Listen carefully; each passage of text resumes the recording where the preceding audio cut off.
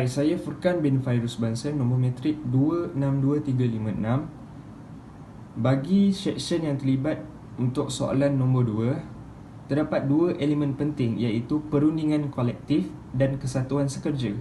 Bagi perundingan kolektif, seksyen 13.3 Akta Perhubungan Perusahaan 1967, walau apa pun peruntukan subseksyen 1, tiada kesatuan sekerja-pekerja-pekerja boleh memasukkan cadangan yang berhubungan dengan perkara-perkara yang berikut dalam cadangan-cadangannya bagi perjanjian kolektif, iaitu A. Kenaikan pangkat oleh majikan terhadap mana-mana pekerja dari kategori atau grade yang lebih rendah kepada kategori atau grade yang lebih tinggi. B. Pertukaran tempat bekerja-pekerja. C. Pengambilan pekerja-pekerja. D. Penamatan perkhidmatan pekerja atas sebab lebihan pekerja atau penyusunan semula organisasi. E. Pemecatan dan pemulihan semula pekerja. Dan F. Penempatan serta peruntukan tugas-tugas oleh majikan kepada pekerja. Bagi kesatuan sekerja, Seksyen 52 Akta Perhubungan Perusahaan 1967, subseksyen 1 adalah tidak disifatkan sebagai menghalang seseorang majikan daripada B. Enggan untuk mengambil seseorang bekerja atas sebab yang sepatutnya atau tidak menaikkan pangkat seseorang pekerja bagi sebab yang sepatutnya atau menggantung, menukar, memberhenti atau melepaskan seseorang pekerja atas sebab yang sepatutnya. Assalamualaikum warahmatullahi wabarakatuh. Nama saya Haslan bin Hassan, nombor metrik 264554. Jadi untuk isu yang pertama ialah adakah penarikan balik kenaikan pangkat oleh pengurusan baharu Seberang Timur itu sah? Jadi kita boleh ambil contoh kes pada tahun 2018 iaitu kes yang bernama Persatuan Pegawai-Pegawai Kereta Api Tanah Melayu Berhad versus Syarikat Kereta Api Tanah Melayu Berhad, yang award yang bernombor 3217. Jadi fakta kes ialah syarikat mengeluarkan surat kepada pegawai-pegawai dan ahli kesatuan memaklumkan bahawa kenaikan gaji 63 orang eksekutif, pengurus besar grade khas dan pengurus kanan grade khas secara retrospektif berkuat kuasa pada Januari 2015. Jadi pada tarikh 29 bulan 5 2015, pihak syarikat memaklumkan kepada semua pegawai yang terlibat bahawa kenaikan gaji akan dibekukan dan menarik balik pangkat grade kepada yang asal kerana perlu memperoleh kelulusan daripada Kementerian Kewangan dan Jawatankuasa Pencalonan dan Persaraan Nomination and Remuneration Committee NRC. Tindakan Presiden Syarikat meluluskan kertas kelulusan tersebut dikatakan melampaui bidang kuasanya dengan tidak mendapat kelulusan yang sepatutnya terlebih dahulu. Jadi isu dalam kes tersebut ialah adakah pembekuan gaji dan penarikan balik kenaikan pangkat grade 63 orang eksekutif, pengurus besar grade khas dan pengurus kanan grade khas itu sah? Jadi keputusan kes iaitu award kepada kes tersebut ialah tindakan syarikat KTMB Kereta Api Tanah Melayu Berhad yang membekukan dan menarik balik kenaikan gaji dan pangkat adalah sah dan munasabah. Sebab kepada keputusan ialah mahkamah mendapati bahawa kenaikan tersebut melebihi dari peratusan yang diperuntukkan di dalam artikel 20 Perjanjian Kolektif. Selain itu, mahkamah juga mendapati bahawa syarikat menggunakan budi bicara iaitu management prerogatif untuk menarik balik kenaikan gaji dan pangkat yang telah diberikan tanpa mengikut prosedur yang ditetapkan. Akhir sekali, setelah didapati juga bahawa pengerusi syarikat telah melampaui bidang kuasanya. Seterusnya kita akan pergi kepada aplikasi isu yang pertama. Assalamualaikum warahmatullahi wabarakatuh. Saya Nurfa Fahiza binti Muhammad Zahari, nombor metrik 263300.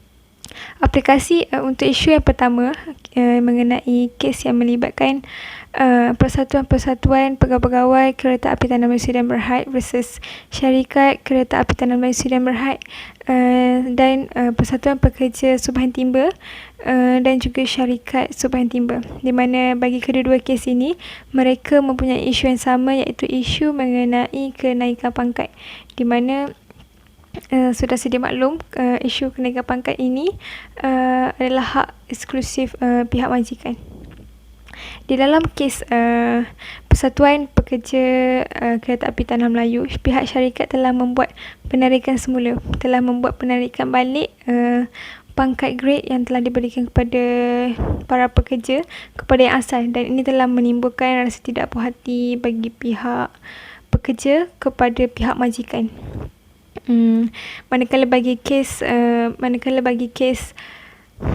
Subhan Timber, pihak syarikat juga telah menolak cadangan, telah menyatakan perjanjian kolektif di antara pihak syarikat dan juga pihak pekerja mengenai isu kenaikan pangkat itu adalah tidak sah, kerana pihak syarikat berpendapat bahawa hak kenaikan pangkat adalah hak eksklusif bagi pihak majikan.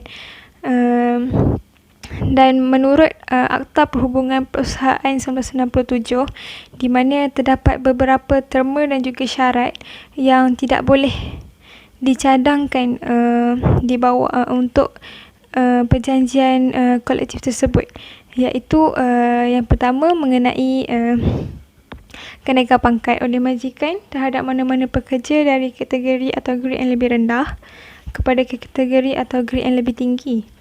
Seterusnya, pertukaran tempat bekerja, pengambilan pekerja, penamatan pekerja atas sebab-sebab yang tertentu seperti penyusunan semula ataupun penyusunan semula ataupun atas sebab lebihan pekerja. Seterusnya, pemecatan dan pemulihan semula pekerja dan juga penetapan serta peruntukan tugas-tugas oleh majikan kepada pekerja. Isu yang kedua, adakah tempoh masa perjanjian kolektif antara ST dengan PPST itu adalah sah? Menurut Seksyen 14 Subseksyen 2B Akta Perhubungan Perusahaan 1967 telah menyatakan bahawa perjanjian kolektif haruslah menetapkan syarat-syarat perjanjian seperti menentukan tempoh masa berlanjutan yang tidak kurang dari 3 tahun dari tarikh permulaan perjanjian. Kes mahkamah yang dirujuk untuk isu yang kedua adalah kes Kesatuan Kebangsaan Pekerja-Pekerja Perusahaan Petroleum dan Kimia Semenanjung Malaysia menentang Herbal Science Sdn Bhd pada tahun 2011. Pertikaian industri muncul antara syarikat Herbal Science Sdn Bhd, iaitu sebuah syarikat yang terletak di Petaling Jaya, dengan Kesatuan Kebangsaan Pekerja-Pekerja Perusahaan Petroleum dan Kimia Semenanjung Malaysia sebagai kesatuan pekerja dan didaftarkan menurut Akta Kesatuan Sekerja 1959 mengenai syarat perjanjian kolektif pertama. Walaupun wakil bagi pihak kesatuan iaitu pihak pekerja telah mengemukakan cadangan syarat-syarat perjanjian kolektif, tetapi tidak terdapat representasi bertulis atau balasan oleh syarikat Herbal Science Sdn Bhd berhubung dengan perkara ini. Isu yang terdapat dalam kes ini sama ada tempoh masa perjanjian kolektif antara kedua-dua pihak ini sah ataupun tidak. Mahkamah telah memutuskan bahawa tarikh permulaan perjanjian kolektif adalah pada Julai 2011. Perjanjian ini akan mula berkuat kuasa pada awal bulan Julai 2011 dan akan terus berkuat kuasa sehingga 30 Jun 2014. Perjanjian ini akan terus berkuat kuasa sehingga digantikan oleh perjanjian yang baru. Perjanjian kolektif akan terus berkuat kuasa selama 3 tahun yang merupakan tempoh minimum yang diperuntukkan di bawah Seksyen 14 Subseksyen 2B Akta Perhubungan Perusahaan 1967. Aplikasi isu yang kedua, di mana kes yang melibatkan Persatuan Pekerja Subhan Timber versus syarikat Subhan Timber dan juga Kesatuan Kebangsaan Pekerja-Pekerja Perusahaan Petroleum dan Kimia Semenanjung Malaysia versus Herbal Science Sdn Bhd, iaitu bagi kedua-dua kes ini mereka mempunyai isu yang sama, iaitu isu mengenai tempoh masa perjanjian kolektif, di mana bagi kedua-dua kes ini mereka telah mengambil masa yang terlalu lama untuk mencapai kata sepakat, untuk membuat perundingan kolektif, untuk membuat perjanjian kolektif. Mereka telah mengambil masa yang terlalu lama. Walau bagaimanapun, bagi kedua-dua kes ini masih lagi sah mereka masih lagi ada dalam tempoh masa perjanjian kolektif tersebut. Kerana menurut Seksyen 14(2)B Akta Perhubungan Perindustrian 1997, di mana perjanjian kolektif akan terus berkuat kuasa selama 3 tahun, yang merupakan tempoh minimum yang diperuntukkan oleh undang-undang.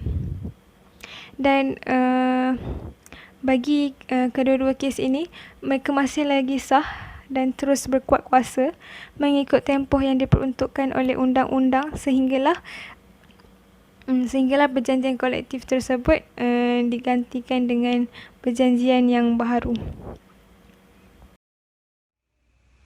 Assalamualaikum warahmatullahi wabarakatuh. Nama saya Muhammad Nur Ali bin Rosli, nombor metri 263014, dan hari ini saya akan menerangkan kesimpulan untuk isu pertama dan juga isu kedua. Untuk kesimpulan isu pertama, penarikan balik kenaikan pangkat dan gaji oleh pengurusan baharu Subahan Timur adalah sah berdasarkan daripada keputusan mahkamah. Jadi pekerja yang didakwa telah dianiayai oleh Subahan Timur tidak boleh mengambil tindakan undang-undang. Jadi untuk kesimpulan isu yang kedua, perjanjian kolektif antara Persatuan Pekerja Subahan Timur PPST dan juga Subahan Timur ST adalah sah dan masih lagi berkuat kuasa. Ini kerana tempoh perjanjian kolektif adalah minimum selama 3 tahun. Jadi selama tempoh tersebut, perjanjian ini masih boleh dijalankan, dan apabila tempoh ini berakhir, maka perjanjian yang lain akan bermula. Jadi saya rasa itu sahaja daripada saya. Sekian, terima kasih. Assalamualaikum warahmatullahi wabarakatuh.